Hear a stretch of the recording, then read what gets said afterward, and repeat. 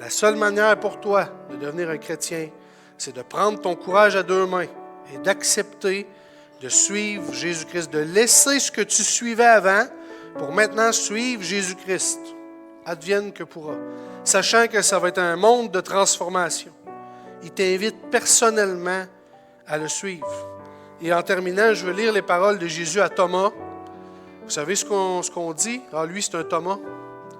Vous avez jamais entendu ça, cette expression québécoise-là, de quelqu'un, quand on dit que quelqu'un c'est un Thomas, ça veut dire que cette personne-là est sceptique. Elle ne croit jamais, puis elle a toujours des questions. Puis c'est une expression qui nous vient directement de la Bible. Thomas, c'était un des disciples de Jésus qui était toujours sceptique, incertain, puis qui posait beaucoup de questions. Je veux dire, toutes les questions sont bonnes. Tu as le droit de poser toutes les questions que tu veux.